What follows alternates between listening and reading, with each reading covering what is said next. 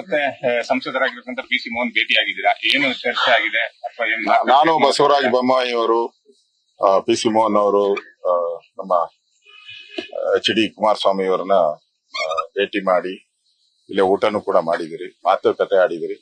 ಪ್ರತಿ ವಿಧಾನಸಭಾ ಅಧಿವೇಶನಕ್ಕೂ ಮುಂಚೆ ನಾವು ಮತ್ತು ಜೆಡಿಎಸ್ ಯಾವ ರೀತಿ ಅಧಿವೇಶನದ ಒಳಗಡೆ ಸಮನ್ವಯತೆಯಿಂದ ಸರ್ಕಾರದ ಫೇಲ್ಯೂರ್ಸ್ ಗಳನ್ನ ಹೇಳಬೇಕು ಅನ್ನೋದು ಚರ್ಚೆಯನ್ನ ನಿರಂತರವಾಗಿ ಮಾಡ್ತಾ ಇದ್ದೀರಿ. ಅದೇ ರೀತಿ ಈ ಬಾರಿನೂ ಕೂಡ ಅಧಿವೇಶನದ ಒಳಗಡೆ ನಾವು ಯಾವ ರೀತಿ ನಮ್ಮ ನಡವಳಿಕೆ ಇರಬೇಕು, ಯಾವ ರೀತಿ ಹೋರಾಟ ಮಾಡಬೇಕು. ಹೊಸದಾಗಿ ಈಗ ಮಂತ್ರಿ ಬೇರೆ ಸಿದ್ದರಾಮಯ್ಯನವ್ರನ್ನ ತೆಗೆದಾಕಿ ಹೊಸದಾಗಿ ಡಿ.ಕೆ. ಶಿವಕುಮಾರ್ ಅವರು ಮುಖ್ಯಮಂತ್ರಿ ಆಗಿದ್ದಾರೆ. ಅದಾದ್ಮೇಲೂ ಕೂಡ ಈ ಸರ್ಕಾರದಲ್ಲಿ ಏನೇ ಬದಲಾವಣೆ ಆಗಿಲ್ಲ. ಅದೇ ರೀತಿ ಲಂಚ, ಭ್ರಷ್ಟಾಚಾರ ಇವೆಲ್ಲಾನು ಕೂಡ ನಿರಂತರವಾಗಿ ನಡೀತಾ ಇದೆ. ಈಗಾಗಲೇ ನೀವು ನೋಡ್ತಾ ಇದ್ದೀರಾ, ಮಂತ್ರಿಮಂಡಲ ರಚನೆ ಆಗಿ ಎಲ್ಲ ಮಾಜಿ ಮಂತ್ರಿಗಳು ಮತ್ತೆ ಶಾಸಕರೆಲ್ಲರೂ ಕೂಡ ಓಪನ್ ಆಗಿ ಹೇಳ್ತಾ ಇದ್ದಾರೆ, ಡೆಲ್ಲಿಗೆ ದುಡ್ಡು ಕೊಟ್ಟಿಲ್ಲ, ನಾವು ಮಂತ್ರಿ ಆಗಿಲ್ಲ ಅಂತ ಹೇಳಿ.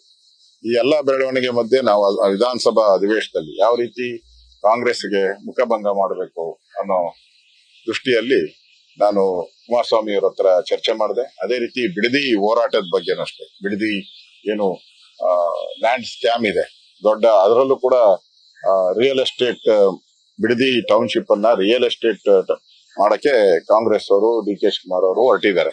ಈಗಾಗಲೇ ಅದಕ್ಕೆ ನಾನು ಕೂಡ ಹೋರಾಟ ಮಾಡಿದಿರಿ, 3-4 ಸರಿ ಹೋಗಿದ್ದೀರಿ. ಜೆಡಿಎಸ್ ಅವರು ಕೂಡ ಅದ್ರ ಹೋರಾಟ ಮಾಡ್ತಾ ಇದ್ದಾರೆ. ವಿಧಾನಸಭೆಯಲ್ಲೂ ಕೂಡ ಅದನ್ನ ಚರ್ಚೆಗೆ ನಾವು ತಗೊಂತಾ ಇದ್ದೀರಿ. ಈ ಹೊರಗಡೆ ವಿಧಾನಸಭೆ ಹೊರಗಡೆ ಈಗಾಗಲೇ ಹೋರಾಟಗಳು ನಡೀತಾ ಇದೆ. ಎರಡು ಪಾರ್ಟಿ, ನಾವು ಬಿಜೆಪಿ ಮತ್ತು ಜೆಡಿಎಸ್ ಎರಡೂ ಕೂಡ ಪಾದಯಾತ್ರೆಗಳನ್ನ ಘೋಷಣೆ ಮಾಡಿದೆ. ಆದ್ರೆ ನಮ್ಮ ಈ ಸರ್ಕಾರವನ್ನ, ಕಾಂಗ್ರೆಸ್ ಸರ್ಕಾರವನ್ನ ಎದುರಿಸೋ ದೃಷ್ಟಿಯಿಂದ ನಾವು ಯಾವ ರೀತಿ ಹೋರಾಟ ಮಾಡಿದ್ರೆ ಒಳ್ಳೇದಾಗುತ್ತೆ ಅನ್ನೋ ದೃಷ್ಟಿಯಿಂದ ನಾನು ಅವ್ರ ಜೊತೆ ಚರ್ಚೆ ಮಾಡಿದ್ದೀನಿ. ಅದಕ್ಕೆ ನಾನು ಶನಿವಾರ ಕುಮಾರಸ್ವಾಮಿ ಅವರು ಬೆಂಗಳೂರಿಗೆ ಬರ್ತಾ ಇದ್ದಾರೆ. ನಮ್ದು ಶುಕ್ರವಾರ ಮೀಟಿಂಗ್ ಇದೆ. ನಾನು ಇಂಪಾರ್ಟೆಂಟ್ ಸುಮಾರು 12 ಜನ ನಮ್ಮ ಮುಖಂಡರನ್ನ, ರಾಜ್ಯದ ಅಧ್ಯಕ್ಷರು ವಿಜೇಂದ್ರ ಅವ್ರನ್ನೆಲ್ಲರೂ ಕೂಡ ನಮ್ಮ ಚೇಂಬರ್ ಅಲ್ಲಿ ಮೀಟಿಂಗ್ ಕರೆದಿದ್ದೀನಿ. ನಾನು ಅಲ್ಲಿ ಚರ್ಚೆ ಮಾಡ್ತೀರಿ. ಅದಾದ್ಮೇಲೆ ಜೆಡಿಎಸ್ ಜೊತೆ ಒಂದು ಸಮನ್ವಯ ಸಮಿತಿ ಮಾಡೋ ದೃಷ್ಟಿಯಿಂದ ಜೆಡಿಎಸ್ ಮತ್ತು ಬಿಜೆಪಿಯ ಒಂದು ಸಮನ್ವಯ ಸಮಿತಿನೂ ಆಗ್ಬೇಕು. ಅದೇ ರೀತಿ ಹೊರಗಡೆ ರಾಜ್ಯದಲ್ಲಿ ಯಾವ ರೀತಿ ಹೋರಾಟ, ಬಿಡದಿ ಹೋರಾಟವನ್ನ ಒಟ್ಟಿಗೆ ಮಾಡ್ಬೇಕಾ ಹೇಗೆ ಅನ್ನೋದ್ರ ಬಗ್ಗೆನೂ ಶನಿವಾರ ನಾವು ಕುಮಾರಸ್ವಾಮಿ ಅವರು ಕೂತು ಚರ್ಚೆ ಮಾಡಿ ಒಂದು ಘೋಷಣೆಯನ್ನ ಮಾಡ್ತೀವಿ. ಅದಾದ್ಮೇಲೆ ನಮ್ಮ ಹೋರಾಟ ಇನ್ನೂ ಪ್ರಖರವಾಗಿ ಆಗೋ ರೀತಿ ಕೆಲಸ ಮಾಡ್ತಾರೆ. ಸರ್, ಬಿಡದಿ ಟೌನ್ಶಿಪ್ ವಿಚಾರವಾಗಿ ಹೋರಾಟ ಯಾವ ರೀತಿಯಲ್ಲಿ ಮಾಡಬೇಕು, ರೂಪುರೇಷಣೆ ಇನ್ನೂ ಸಿದ್ಧ ಆಗಿಲ್ಲ ಹಾಗಾದ್ರೆ ಅಂತ? ಇಲ್ಲ, ಈಗಾಗಲೇ ಮೀಟಿಂಗ್ಸ್ ಎಲ್ಲ ಆಗಿದೆ. ಎರಡೂ ಪಾರ್ಟಿಯಿಂದ ಮೀಟಿಂಗ್ಸ್ ಆಗಿದೆ, NDA ಇಂದ. ಅದರ ಅಂತಿಮ ರೂಪ ಕೊಡ್ಬೇಕಾಗಿದೆ. ಈಗ ಅಂತಿಮ ರೂಪ ಕೊಡಕ್ಕೆ ನಾವಿಬ್ರು ಒಟ್ಟಿಗೆ ಸೇರ್ಬೇಕಾಗಿದೆ. ಇವತ್ತು ಅದಕ್ಕೆ ನಾನು ಬಂದಿದ್ದೆ ಡೆಲ್ಲಿಗೆ. ಅದೇ ವಿಚಾರವಾಗಿ ನಾನು ಕುಮಾರಸ್ವಾಮಿ ಅವ್ರನ್ನ ಭೇಟಿ ಮಾಡಕ್ಕೆ ಬಂದಿದ್ದೀನಿ. ಸುಮಾರು 1-1.5 ಗಂಟೆಗಳ ಕಾಲ ಚರ್ಚೆ ಮಾಡಿದ್ದೀರಿ. ಸೊ ಶನಿವಾರ ಅವರ ಕೆಲವು ನಾಯಕರು ಬರ್ತಾರೆ. ನಮ್ ಕಡೆಯಿಂದನೂ 4-5 ಜನ ಒಟ್ಟಿಗೆ ಸೇರಿ ಬಿಡದಿ ಹೋರಾಟವನ್ನ ಜಂಟಿಯಾಗಿ ಮಾಡ್ಬೇಕಾ, ಹೇಗ್ ಮಾಡಬೇಕು ಅನ್ನೋದ್ರ ಬಗ್ಗೆ ಅವತ್ತು ಘೋಷಣೆಯನ್ನ ಮಾಡ್ತೀವಿ. ಅಂದ್ರೆ ವಿಧಾನಸೌಧ ಸೆಷನ್ ನಡೆಯುವಂತ ಸಂದರ್ಭದಲ್ಲ ಅಥವಾ ಹೊರಗಡೆ ಈ ಪಾದಯಾತ್ರೆ ರೀತಿಯಲ್ಲಿ ಜೆಡಿಎಸ್ ಈಗಾಗಲೇ ಘೋಷಣೆ ಮಾಡಿತ್ತಲ್ಲ? ವಿಧಾನಸಭೆ ಒಳಗಡೆ ಏನು ಪ್ರಾಬ್ಲಮ್ ಇಲ್ಲ. ಈಗಾಗಲೇ ಎಲ್ಲಾ ಸಂದರ್ಭದಲ್ಲೂ ಜೆಡಿಎಸ್ ಬಿಜೆಪಿ ಒಟ್ಟೊಟ್ಟಿಗೆ ಹೋರಾಟ ಮಾಡ್ತಾ ಇದ್ದೀರಿ. ವಿಧಾನಸಭೆ ಹೊರಗಡೆ ನಾನು ಹೇಳ್ತಾ ಇರೋದು ಪಾದಯಾತ್ರೆ. ರಿಗಾರ್ಡಿಂಗ್ ಪಾದಯಾತ್ರೆಗೆ ಸಂಬಂಧಪಟ್ಟಂತೆ ಶನಿವಾರ ಕುಮಾರಸ್ವಾಮಿ ಅವರು ಬೆಂಗಳೂರಿಗೆ ಬರ್ತಾ ಇದ್ದಾರೆ. ಆ ಸಂದರ್ಭದಲ್ಲಿ ನಾವು ನಮ್ ಕಡೆಯಿಂದ 3-4 ಜನ, ಅವ್ರ ಕಡೆಯಿಂದ 3-4 ಜನ ಸೇರಿ ನಾವು ಈ ಹೋರಾಟ ಹೇಗ್ ಮಾಡ್ಬೇಕು ಅನ್ನೋದು ಅಂತಿಮ ರೂಪರೇಖೆಗಳನ್ನ ಕೊಡ್ತೀವಿ ನಾವು. ಸರ್, ಒಂದ್ ಕಡೆ ಕಾಂಗ್ರೆಸ್ ಸರ್ಕಾರ ಬಿಡದಿ ಟೌನ್ಶಿಪ್ ವಿಚಾರವಾಗಿ ಎಲ್ಲಾ ಬೇಕಾದಂತ ಕ್ರಮಗಳನ್ನ ಕೈಗೊಂಡಿದೆ. ನೀವಿನ್ನು ಹೋರಾಟದ ಹಂತದಲ್ಲೇ ಇದ್ರೆ ಹೇಗೆ ಅಂತೇಳಿ? ಯಾವುದೇ ಕಾರಣಕ್ಕೂ ಬಿಡದಿಯ ಒಂದು ಟೌನ್ಶಿಪ್ ಆಗಕ್ಕೆ ಬಿಡಲ್ಲ. ಯಾವುದೇ ಕಾರಣಕ್ಕೂ ಬಿಡಲ್ಲ. ವಿಧಾನಸಭೆ ಅಧಿವೇಶನದಲ್ಲಿ ಅದನ್ನ ನಾವು ದೊಡ್ಡ ಪ್ರತಿಭಟನೆ ಮಾಡ್ತೀವಿ. ಮಾಡಿಲ್ಲ ಅಂದ್ರೆ ಅಧಿವೇಶನ ನಡೆಯೋದೇ ಕಷ್ಟ ಆಗ್ತೈತೆ. ಆ ಪರಿಸ್ಥಿತಿ ನಿರ್ಮಾಣ ಆಗ್ತೈತೆ. ಅದಾಗದ್ ಬೇಡ. ರೈತರನ್ನ ಒಕ್ಕಲೆಬ್ಬಿಸುವಂತ, ಹಳ್ಳಿಗಳನ್ನ ಒಕ್ಕಲೆಬ್ಬಿಸುವಂತ ಕೆಲಸವನ್ನ ಮಾಡಕ್ಕೆ ಯಾವುದೇ ಕಾರಣಕ್ಕೂ ಬಿಡಲ್ಲ. ಎನಿ ಕಾಸ್ಟ್ ಬಿಡಲ್ಲ. ಸರ್, ಈ ಹೈಕಮಾಂಡ್ ಗೆ ದುಡ್ಡು ಕೊಡೋದು ಅದು ಇದು ಅಂತ ಹೇಳಿದ್ರೆ ಇನ್ನೂ ಭ್ರಷ್ಟಾಚಾರ ನಡೀತಿದೆ ಅಂತ ಹೇಳಿ ಸಚಿವರಾಗಿ 1-2 ದಿನ ಆಗಿದೆ ಅಷ್ಟೇ ಪ್ರಮಾಣ ವಚನ ಸ್ವೀಕಾರ ಮಾಡಿ. ಅಷ್ಟು ಬೇಗ ಇಷ್ಟು ದೊಡ್ಡ ಆರೋಪಗಳ? ಭ್ರಷ್ಟಾಚಾರದ ಸಂಪುಟ ಇದು, ಭ್ರಷ್ಟಾಚಾರಿಗಳ ಸಂಪುಟ. ಪೇಮೆಂಟ್ ಸೀಟ್ಗಳ ಸಂಪುಟ ಇದು.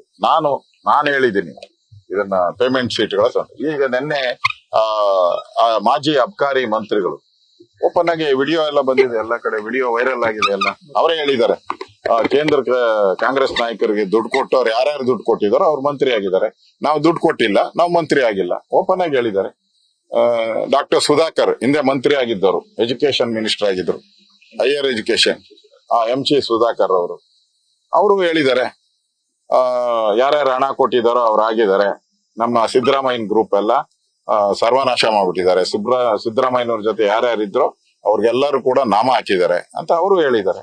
ಮತ್ತೆ ಪ್ರತಿಯೊಬ್ಬರು ಪ್ರೊಟೆಸ್ಟ್, ಈಗ ಲೇವಟ್ ಕೃಷ್ಣಪ್ಪ ಅವರು ನೋಡಿದೀರಾ, CM ಪೋಸ್ಟ್ಗಳಿಗೆ ಎಲ್ಲ ಕೈಯಿಂದ ಏನೇನೋ ತಗೊಂಡು ಹೊಡಿತಾ ಇದ್ದಾರೆ, ಅದೆಲ್ಲ ಬರ್ತಾ ಇದೆಯಲ್ಲ. ಇಡೀ ಚಿಕ್ಕಬಳ್ಳಾಪುರ 3 ತಾಲೂಕುಗಳು ಬಂದ್ ಆಗಿದೆ, ಫುಲ್ ಅಂಗಡಿ ಮುಗ್ಗಟ್ಟು, ಬಸ್ಗಳು, KSRTC ಎಲ್ಲ ಬಂದ್ ಆಗಿದೆ. ಅಂದ್ರೆ ಇಡೀ ರಾಜ್ಯದಲ್ಲಿ ಎಲ್ಲಾ ಕಡೆ, ಉತ್ತರ ಕರ್ನಾಟಕ ಇರ್ಬೋದು, ಹಳೆ ಮೈಸೂರು ಎಲ್ಲಾ ಕಡೆನೂ ಕೂಡ ಕಾಂಗ್ರೆಸ್ ಪಾರ್ಟಿಯವರು ಮುಖ್ಯಮಂತ್ರಿ ಫೋಟೋ ಇಟ್ಬಿಟ್ಟು ಚಿಮಾರಿ ಆಗ್ತಾ ಇದ್ದಾರೆ ಎಲ್ಲಾ ಕಡೆ. ಅಂದ್ರೆ ಕಾಂಗ್ರೆಸ್ ಕಾರ್ಯಕರ್ತರಿಗೂ ಅನ್ಸ್ಬಿಟ್ಟಿದೆ ಈ ಮಂತ್ರಿಗಳಾಗಿರೋರೆಲ್ಲ ಪೇಮೆಂಟ್ ಮಂತ್ರಿಗಳು ಅಂತ. ಇದನ್ನ ನಾನು ಹೇಳ್ತಾ ಇಲ್ಲ, ಕಾಂಗ್ರೆಸ್ ಪಾರ್ಟಿಯವರು ಹೇಳ್ತಾ ಇದ್ದಾರೆ, ಕಾಂಗ್ರೆಸ್ ಪಾರ್ಟಿಯ MLAಗಳು ಹೇಳ್ತಾ ಇದ್ದಾರೆ. ದುಡ್ಡು ಕೊಡದೇ ಇರೋರಿಗೆ ಮಂತ್ರಿಗಳು ಸಿಕ್ಕಿಲ್ಲ ಅಂತ 100% ದುಡ್ಡು, ಅದ್ರ ಮೇಲೆ ರೇಟ್ ಎಷ್ಟಿದೆ ಅದು ವ್ಯಾಲ್ಯೂ ಕಟ್ಟಿ ಮಂತ್ರಿಯನ್ನ ಫಿಕ್ಸ್ ಮಾಡಿದ್ದಾರೆ. ಇದನ್ನೆಲ್ಲರೂ ಹೇಳ್ತಾ ಇದಾರಲ್ಲ, ಯಾರೇ ಕಾಂಗ್ರೆಸ್ MLAಗಳನ್ನ ಕೇಳಿ ಅವರೆಲ್ಲ ಹೇಳ್ತಾ ಇದಾರೆ, ಕಾರ್ಯಕರ್ತರು ಹೇಳ್ತಾ ಇದಾರೆ. ನಿನ್ನೆ ಕಾಂಗ್ರೆಸ್ ಆಫೀಸ್ ಮುಂದೆ ದೊಡ್ಡ ಪ್ರತಿಭಟನೆ ನಡೆದೋಗಿದೆ. ಅದರಿಂದ ಇಲ್ಲಿ ಮುಚ್ಚುಮರೆ ಪ್ರಶ್ನೆನೇ ಇಲ್ಲ. ಇದು ದುಡ್ಡು ಕೊಟ್ಟು ಮಂತ್ರಿಗಳಾಗಿರುವಂತದ್ದು ಜಗಜ್ಜಾಹಿರಾತ. ಇದರಲ್ಲಿ ಇಡೀ ಕಾಂಗ್ರೆಸ್ ನಿಷ್ಠಾವಂತ ಕಾರ್ಯಕರ್ತರು ಯಾರಿದ್ರು ಅವರೆಲ್ಲರೂ ಕೂಡ ಬೀದಿಗಿಳಿದು ಹೋರಾಟ ಮಾಡ್ತಾ ಇರೋದೇ ಸಾಕ್ಷಿ. ನ್ಯೂಸ್ ಫಸ್ಟ್ ನಿರ್ಭೀತಿಯಿಂದ ನಿಮ್ಮ ಪರವಾಗಿ.